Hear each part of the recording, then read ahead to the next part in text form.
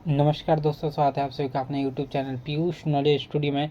दोस्तों, अगर आपका भी आरआरबी, आरपीएफ कांस्टेबल या सब इंस्पेक्टर के ऑनलाइन फॉर्म में किसी प्रकार का कोई मिस्टेक हो गया है तो कैसे आप लोग ऑनलाइन सुधार कर पाइएगा, ए टू जेड प्रोसेस मैं बताने वाला हूँ इस वीडियो में।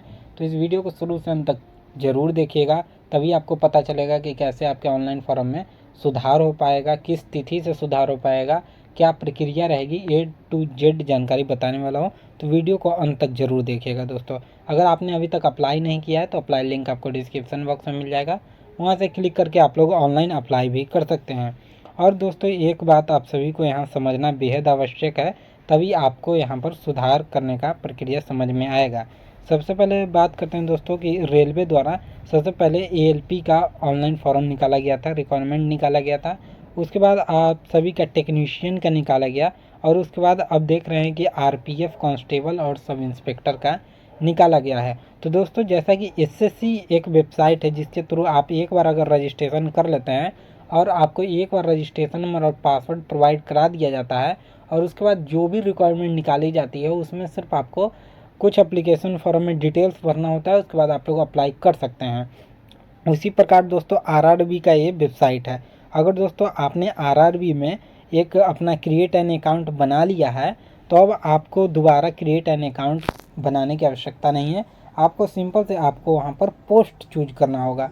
अगर मान लीजिए आप एएलपी में अप्लाई किए होंगे तो आप एक क्रिएट एन अकाउंट किए होंगे, तो अगर एक बार क्रिएट एन अकाउंट कर लेते हैं, आपको जो यूजर आईडी पासवर्ड या जिस भी मोबाइल नंबर से आप अप्लाई कर रहे हैं उसको यूज करके आप टेक्नीशियन का भी फॉर्म को फिलअप कर सकते हैं। उसी प्रकार आप आरपीएफ कांस्टेबल या सब इंस्पेक्टर का भी फॉर्म को फिलअप कर सकते हैं। पर दोस्तों, अगर बात करते हैं कि आपका एएलपीए में किसी प्रकार का कोई करेक्शन या मिस्टेक हो गया है ऑनलाइन फॉर्म में, तब आपका तो दोस्तों हर ऑनलाइन फॉर्म में आपको सुधार करने की आवश्यकता होगी।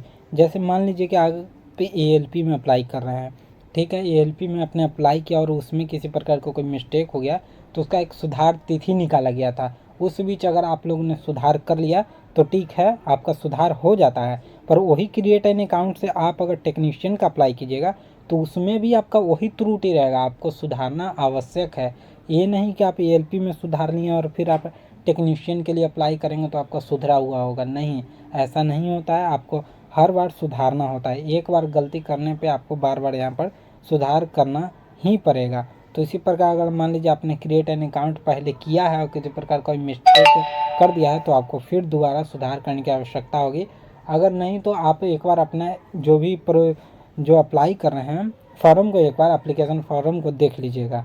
एक बार अपने जो भी एप्लीकेशन फॉर्म में ज़रूर प्रीव्यू कर लीजिएगा। अगर किसी प्रकार की तो कोई त्रुटि अगर आपको दिखाई देती है तो मैं यहाँ आगे आप सभी को सुधार की प्रक्रिया बताने वाला हूँ, तो वीडियो में अंत तक बने रहिएगा, तभी आपको पता लगेगा।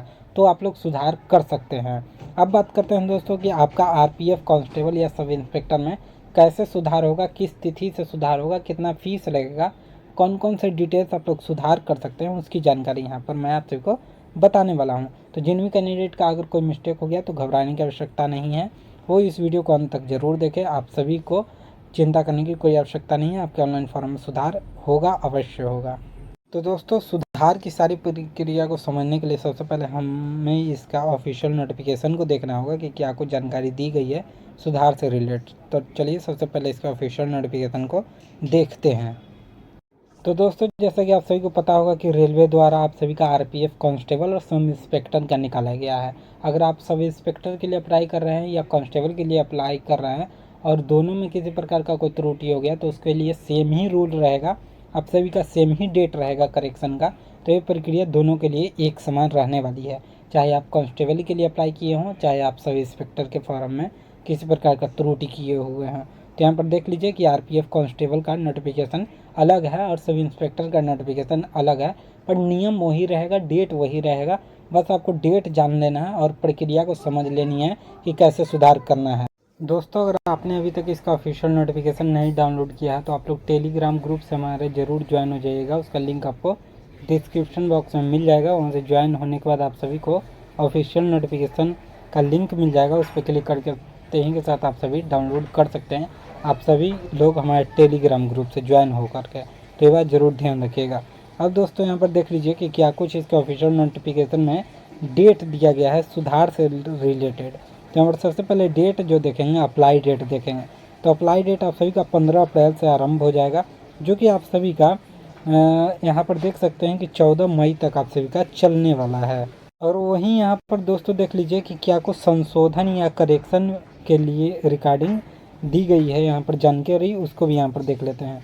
तो संशोधन शुल्क के भुगतान के सहित आवेदन पत्र में सुधार के लिए संशोधन विंडो की तिथियाँ कृपया ध्यान दें, खाता बनाएं। क्रिएट एन अकाउंट फॉर्म में भरे गए विवरण को संशोधित नहीं किया जा सकता है। और यहाँ पर देख लीजिए कि संशोधन का डेट दे दिया गया है, जो कि आपका कुल 15 मई से लेकर 24 मई तक चलेगा, यानी कुल आपका 10 दिन दिया हुआ है सुधार के लिए। तो इस बीच आप लोग अपने ऑनलाइन फॉर्म में सुधार कर सकते हैं। अब नीचे जानेंगे कि क्या कुछ यहाँ पर आप सभी का शुल्क लगने वाला है, कैसे सुधार होगा, क्या कुछ विवरण को आप लोग सुधार कर पाइएगा, उसकी जानकारी को देख लेते हैं। दोस्तों आवेदन में संशोधन हेतु इस नोटिफिकेशन में पूरा एक विवरण दिया गया है, तो उसको समझना बेहद आवश्यक है कि क्या कुछ यहाँ पर जानकारी दी गई है। सबसे पहले समझते हैं कि क्या कुछ डिटेल्स में आप सभी का सुधार होगा। तो दोस्तों अगर मान लीजिए आपने किसी स्पेलिंग में मिस्टेक कर दिया है, चाहे आपके नाम में स्पेलिंग में मिस्टेक हो या माता पिता के या एड्रेस के नाम में या किसी भी प्रकार के स्पेलिंग मिस्टेक हुआ हो, तो आप लोग सुधार कर पाइएगा। अगर कोई डॉक्यूमेंट गलत अपलोड हो गया तो उसको भी आप लोग दोबारा सुधार कर पाइएगा। पोस्ट प्रेफरेंस को भी आप लोग सुधार कर सकते हैं। एग्ज़ाम सेंटर को भी आप लोग बदल सकते हैं। फ़ोटो अगर ब्लर अपलोड हो गया या सिग्नेचर गलत अपलोड हो गया तो उसको भी आप लोग री अपलोड करके सुधार कर सकते हैं। अब बात करते हैं कि किस जानकारी को आप लोग सुधार नहीं कर पाइएगा। तो खाता बनाते समय अगर आपने जिस मोबाइल नंबर ईमेल आईडी को उपयोग में लाया होगा उसको आप लोग सुधार नहीं कर पाइएगा, ये बात हमेशा ध्यान में रखिएगा दोस्तों। बाकी हर एक डिटेल्स को आप लोग सुधार कर पाइएगा। और यहाँ पर देख लीजिए कि कितना आप सभी का फीस लगने वाला है। तो आप सभी को यहाँ पर जो तिथि दी गई है उस तिथि के बीच आप सभी को, तो दोस्तों उस तिथि के बीच आपको 250 का भुगतान करके आप सभी को ऑनलाइन फॉर्म को सुधार करना होगा। अब कैसे सुधार करना होगा उसकी जानकारी मैं आप सभी को बता देता हूँ। यहाँ पर मैंने डिटेल्स आप सभी को बता दिया है कि किस किस आपको डिटेल्स में संशोधन हो सकता है, किस डिटेल्स में आपको संशोधन नहीं हो सकता है।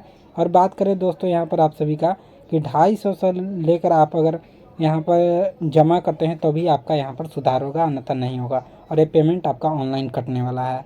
अभी यहाँ पर देख लीजिए कि कैसे आप सभी को सुधार करना होगा।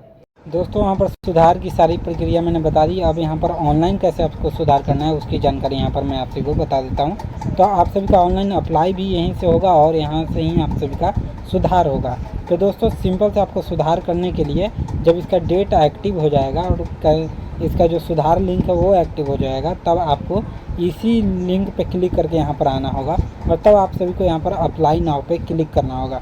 अप्लाई नाउ पे क्लिक करते के साथ आपके सामने 2 ऑप्शन खुलेंगे, जिसमें एक रहेगा क्रिएट एन अकाउंट है।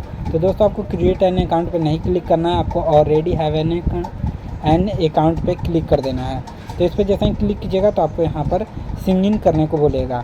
तो यहाँ पर जो आपने मोबाइल नंबर यूज किया होगा अप्लाई करने में, उसी मोबाइल नंबर को पासवर्ड को डालकर यहाँ पर लॉगिन कर लेना होगा। लॉगिन करने के बाद दोस्तों आप सभी का ऑनलाइन फॉर्म है जो ओपन हो जाएगा और आप सभी का सारा डिटेल्स उसमें पहले ही फिलअप रहेगा। और जिस भी सेक्शन में आपको करेक्शन करना होगा उस सेक्शन में आपको जाना है और सिंपल से उस पर यहाँ पर दोबारा से आप लोग को सुधार कर देना है। और जो भी सही जानकारी दीजिएगा उसको दोबारा आप सभी को चेक कर लेना है। चेक करने के बाद ही आपको यहाँ पर फाइनल सबमिट करना है। ये तो मैं इसी तरह आप सभी को रजिस्ट्रेशन फॉर्म ओपन करके बताया हूँ दोस्तों। आपका करेक्शन का भी फॉर्म इसी प्रकार रहने वाला है और आपको प्रीव्यू ज़रूर कर लेना है। प्रीव्यू करने के बाद ही फाइनल सबमिट करना है और पेमेंट करना है, तब आप सभी का करेक्शन हो जाएगा। अब दोस्तों शुरुआत में मैंने जो जानकारी बताई थी कि आपका ALP हो, टेक्नीशियन हो या आपका कांस्टेबल हो, सबका एक ही रूल रहने वाला है। तो उसकी भी जानकारी यहाँ देख लेते हैं। जो भी दोस्तों नए कैंडिडेट है वो लोग अप्लाई करना चाहते हैं तो उनके सामने ऐसा इस प्रकार का एक डेस्कटॉप आएगा। और मैंने पहले ही आप सभी को बता दिया है कि आप सभी का एक ही आप सभी का वेबसाइट रहेगा और एक बार आपका क्रिएट एन अकाउंट हो जाता है तो उसके बाद जो भी रेलवे द्वारा भर्ती निकाली जाएगी उसमें आप सभी को सिंपल से अपना क्वालिफिकेशन और जो डॉक्यूमेंट है वो अपलोड करके उस पोस्ट के लिए अप्लाई कर पाएंगे। वही जानकारी यहाँ आप सभी को बताया गया है। ये देख लीजिए, candidate who have already create an account for, यहाँ पर देख लीजिए कि CN देके आप सभी का दिया गया है ALP और सेंट्रल जो भी आप सभी का दूसरा पद निकाला गया था टेक्नीशियन या RPF कांस्टेबल सब इंस्पेक्टर के लिए, तो इसी प्रकार यहाँ दिया गया are not required to register again. They should log in using the same username and password. अगर जो भी कैंडिडेट अगर वो टेक्नीशियन एएलपी के लिए अप्लाई किए हैं, उनके पास अकाउंट है पहले से, तो उनको दोबारा रजिस्टर करने की आवश्यकता यहाँ नहीं है। तो मैंने पहले भी ये जानकारी बता दिया है। आई होप दोस्तों कि आपको पूरा करेक्शन प्रोसेस समझ में आ गया होगा। अगर किसी प्रकार का कोई डाउट रह गया तो आप लोग ज़रूर कमेंट बॉक्स में कमेंट कीजिएगा। मिलते हैं अगले वीडियो में, तब तक के लिए गुड बाय एंड जय हिंद दोस्तों।